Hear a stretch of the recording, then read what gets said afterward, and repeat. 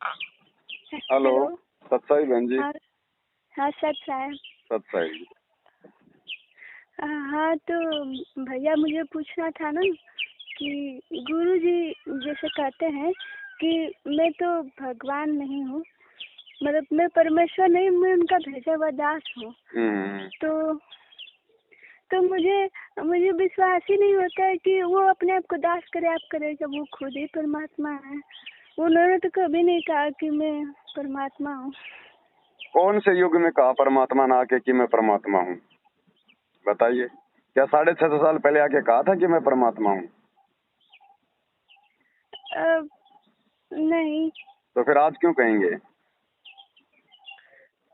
लेकिन वो तो मतलब कुछ इशारे भी तो किए हैं अपने पंक्तियों में ना कि वेद मेरा भेद ही ना में वेदन माही, ऐसे मतलब कोई तो कहीं कहीं इशारे तो आज उन्होंने भी कर रहे हैं लिखवाया है। परमात्मा।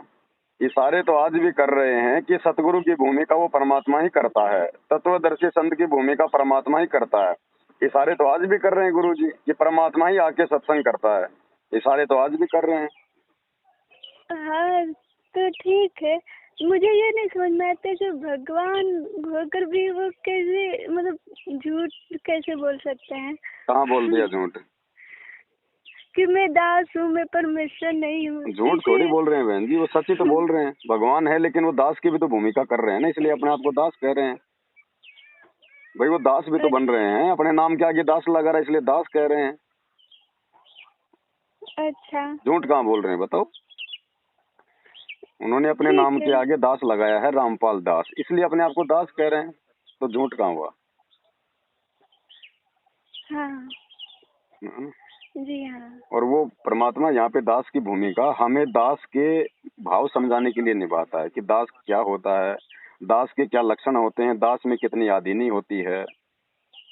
ये चीजें समझाने के लिए परमात्मा को यहाँ पे आके जो है दास बनना पड़ता है बहन जी। अच्छा। अब बाप अपने छोटे बच्चे को खुश करने के लिए घोड़ा बन जाता है ना, उसको कमर पे बैठा के चलता है ना, तो क्या वो घोड़ा बन गया? नहीं। बस तो यही चीजें हैं बहन जी, हाँ जी।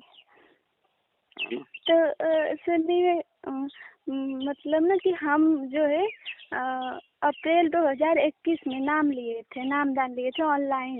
जी तो वो तो हम जान गए कि वो एकदम झूठा है, फर्जी है, उसका जी। कुछ फायदा होने वाला नहीं है। तो हम सोच रहे हम पूजा पाठ कैसे करें। मेरा तो वैसे भी मन नहीं लगता है पूजा पाठ में।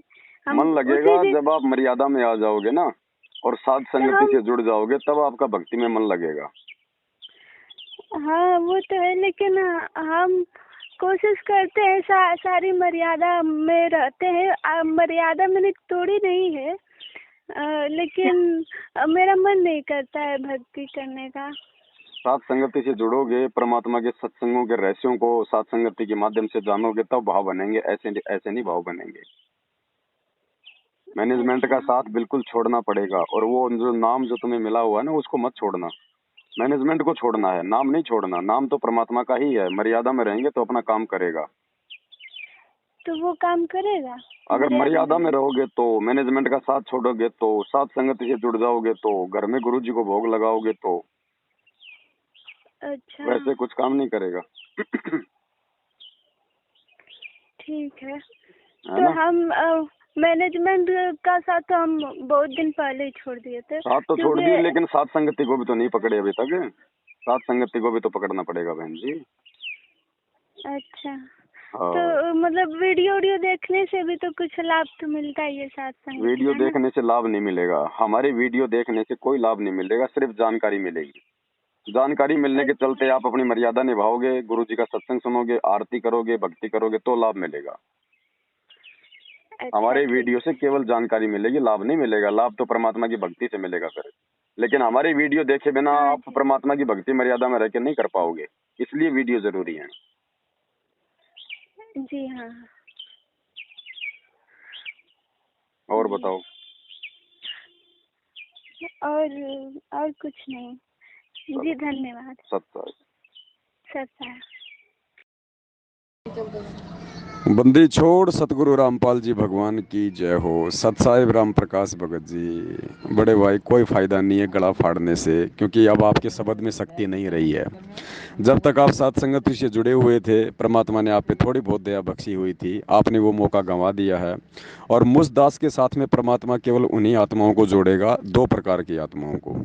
पहली आत्मा मुझ पवन दास के साथ में साथ संगति से वो जुड़ेंगी जिनके बहुत अच्छे, जिनके भाग हैं, जो परमात्मा की थोड़ी बहुत अच्छी आत्मा है, जिनको परमात्मा ने संभाल के रखना है।